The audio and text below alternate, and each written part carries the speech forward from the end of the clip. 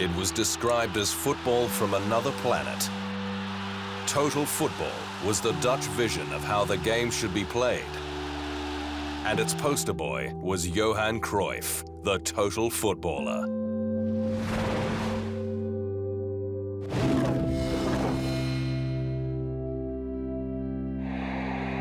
In 1999, Johan Cruyff was voted the European Player of the Century. He finished second behind Pelé in the World Player of the Century poll. 3 times he was awarded the Ballon d'Or as Europe's best, and in 1974, the Dutch number 14 led his country to the World Cup final. Cruyff was born in Amsterdam, 5 minutes away from the home of Ajax, the club he would lead to 3 straight European Cup wins, before moving to Barcelona for a world record transfer fee.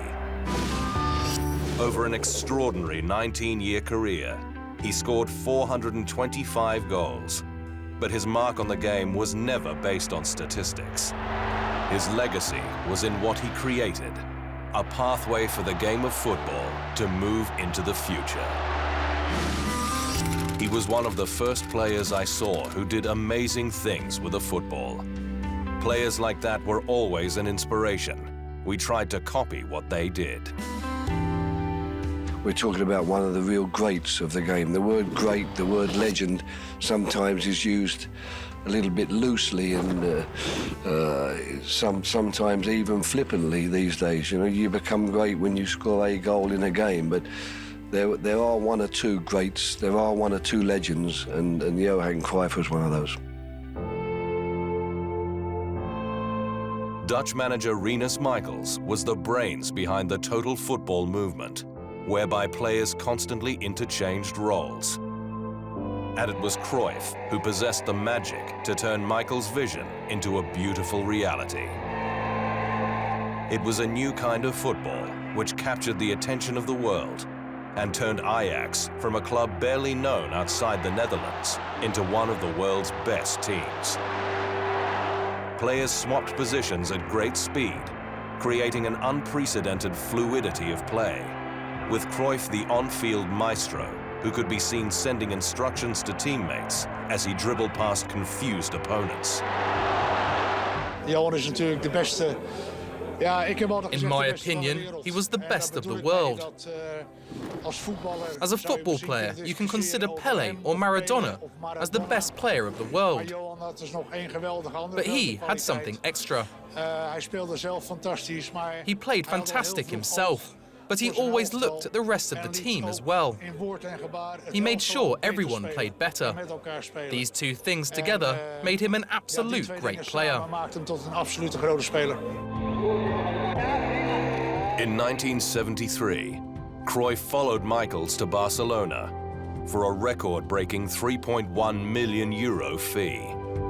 Their reuniting had instant results, with a La Liga title coming to Camp Nou in Cruyff's first season, as he was named European Footballer of the Year. But that was just the entree, with the pair combining to lead the Netherlands on a fairy tale run at the 1974 World Cup. And it was on the biggest stage in world sport where the growing legend of Cruyff soared to even greater heights. Still to come on the Immortals, the moment Cruyff changed football forever.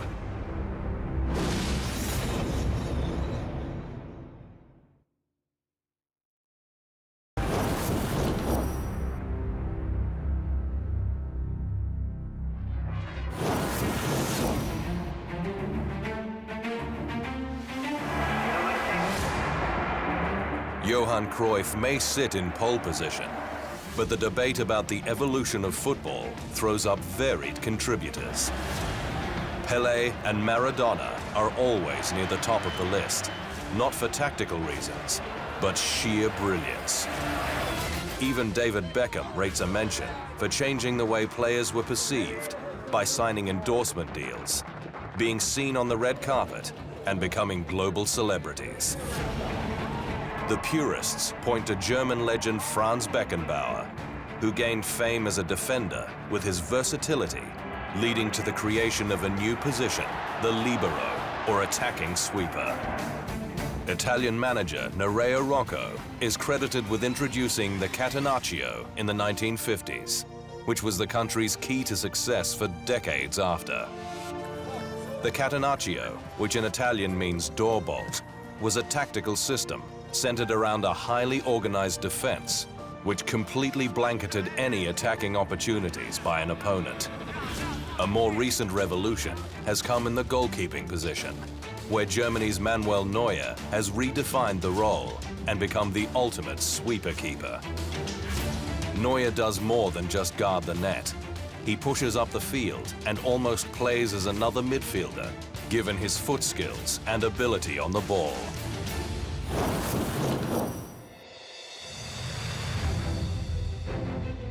It became known as the Cruyff turn.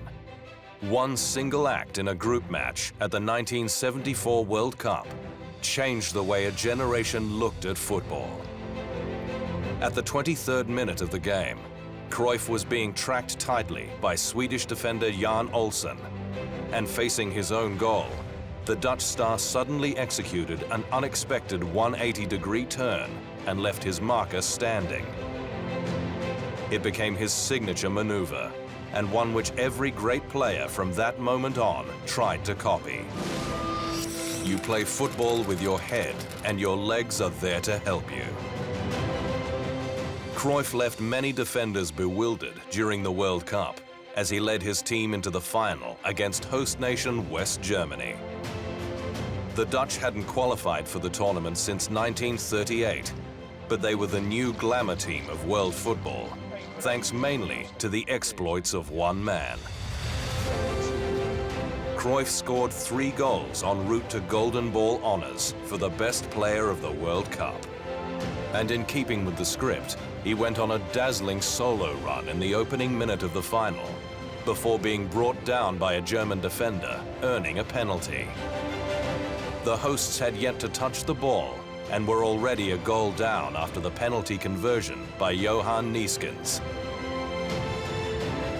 But unfortunately, there wasn't to be a fairy tale ending for Cruyff, with West Germany scoring from the penalty spot at the 25th minute, before the great Gerd Müller scored the winning goal on the stroke of half-time. For the Dutch, the defeat was catastrophic. Cruyff, then only 27, announced he would not compete in the next World Cup, unprepared to leave his wife and family again for such a long period. He was a man of his word, despite intense pressure to change his mind, and he retired from international football in 1977 after just 48 caps and 33 goals. His 5-year stint at Barcelona ended the following year, and he then spent time playing in America and Spain again before returning to Ajax in 1981. After a contract dispute with his beloved club in 1983, Cruyff did the unthinkable and moved to arch-rival Feyenoord, leading them to the national title. One season saw him out, and 12 months later he was again back at Ajax, this time as manager. As was his way on the pitch, Cruyff's coaching style was all about creative, risk-taking, beautiful football. I much prefer to win 5-4 than 1-0. History repeated itself, and Cruyff left Ajax for Barcelona in 1988, walking into a club in turmoil. Barca had won just 1 league title in 14 years. Cruyff had saved the club on the pitch in the late 1970s. A decade later, he did it again from the dugout.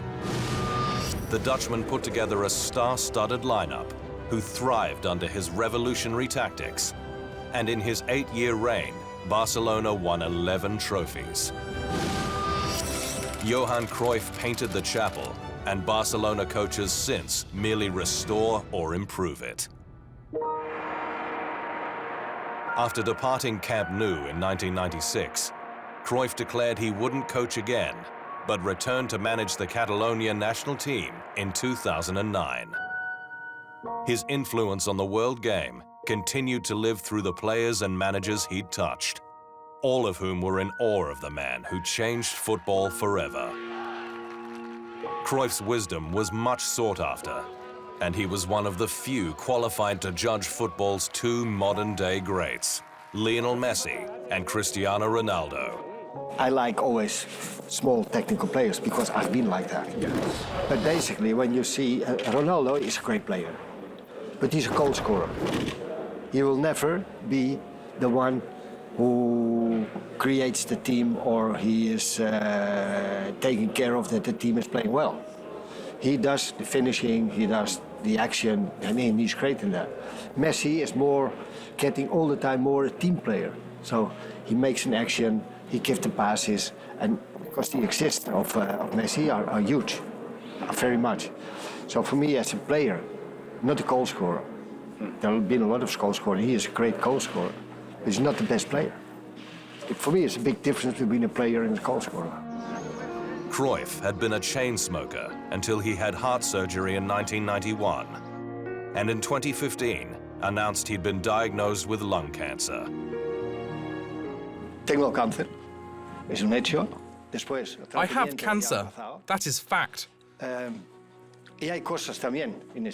treatment is already over. In that sense, there are things that have surprised me a lot. I used to use a lot, saying that positive thoughts and words were a good thing. But now I can really tell that so many people from all over the world wishing me well.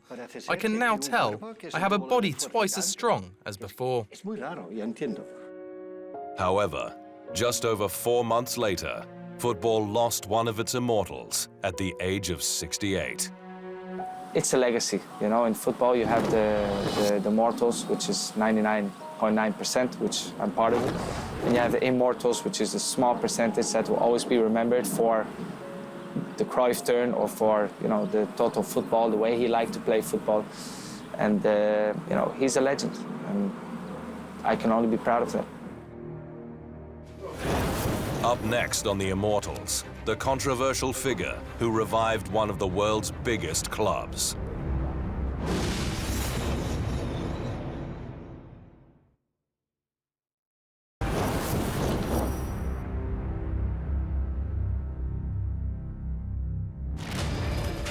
He announced himself in style. A title in his first season saw Eric Cantona crowned the king of Old Trafford.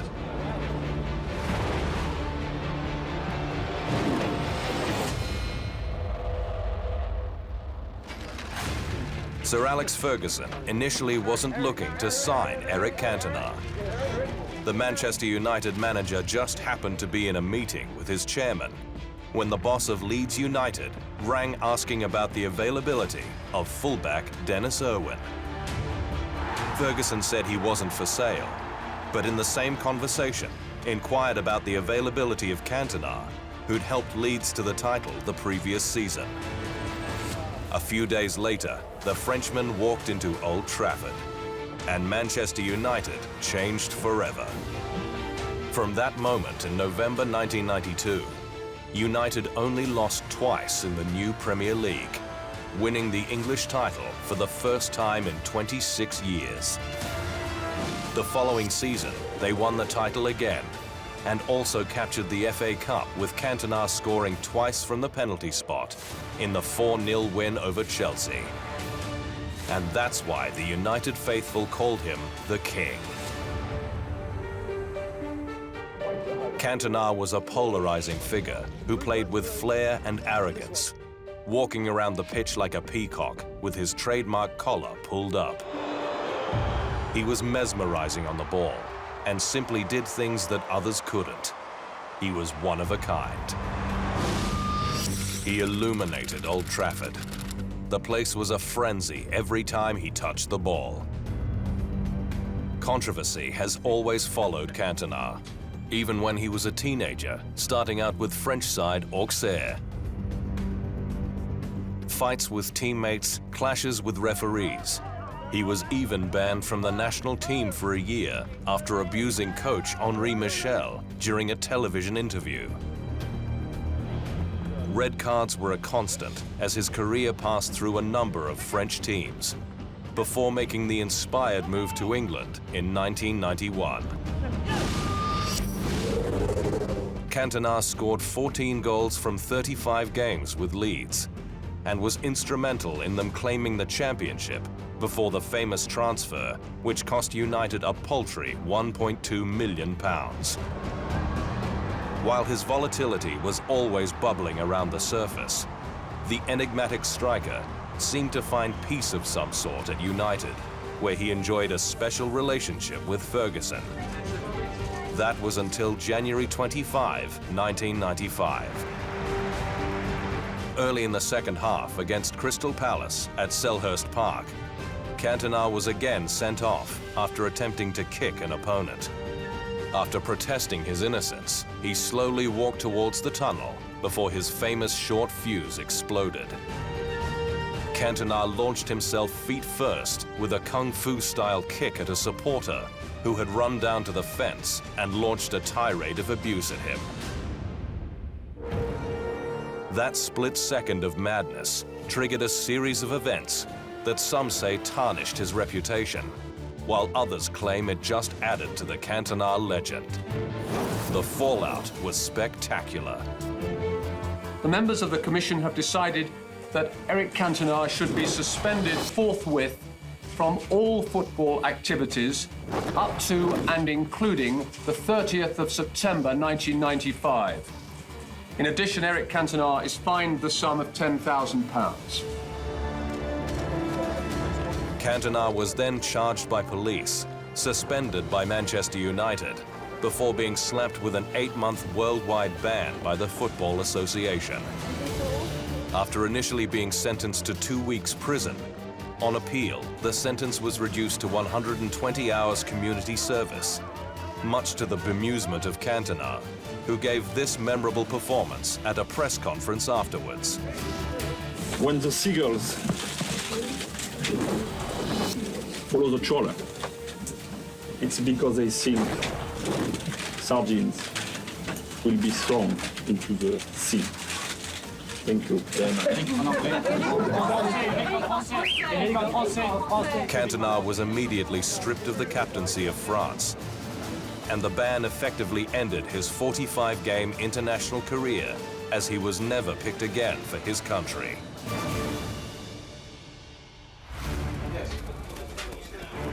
He thought about quitting, then requested a return to France, before eventually being enticed back by Ferguson. No, we hope so. I wouldn't think that anyone would want to go down that road again. You know, I think that obviously 10-month ban, I don't think anyone will ever get that kind of ban again, particularly in England anyway. But, and I don't think he'd want to suffer all that for himself, for his family. Cantona scored a penalty in his comeback game against Liverpool, and it wasn't long until things at Old Trafford returned to normal. After losing the championship by a point in the absence of Cantona, United hit back to take the title in 1996. They again also claimed the FA Cup in a game which was the Frenchman's crowning glory. Cantona was filling in as captain, and in the 86th minute produced the game-winning strike from the end of the box to down Liverpool. Another Premier League title for United followed in the 1996-97 season, before at the age of 30, the King bid farewell. In 4.5 years with the Red Devils, Cantona won 6 trophies, including 4 Premier League titles. It's little wonder he's regarded as being in the top handful of players to ever pull on a Manchester United jersey. But even more importantly, he's recognized for sparking the reassertion of authority of one of the world's biggest clubs.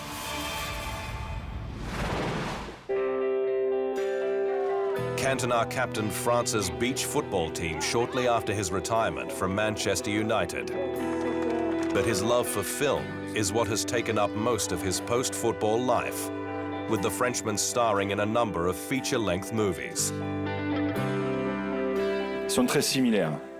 They are very similar, those two activities that are so different, that are actually very similar. In the way they demand 100% from actors and players, and lots of humility. The great difficulty is to last, either from match to match or from film to film. Cantona was co-director and lead actor in the 2009 film Looking for Eric, while he also starred in Danish western The Salvation, which premiered at the 2014 Cannes Film Festival. He did make a return to football in 2011, when he was named as director of football for the New York Cosmos. But that relationship ended badly when he was fired after a confrontation with a photographer. When we return, the missed penalty, which continues to haunt one of Italy's greatest players.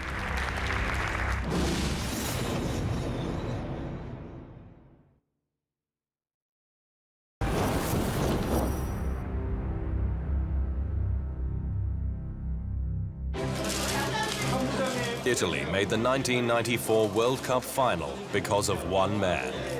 Roberto Baggio was a national hero until an errant penalty shot changed his life forever.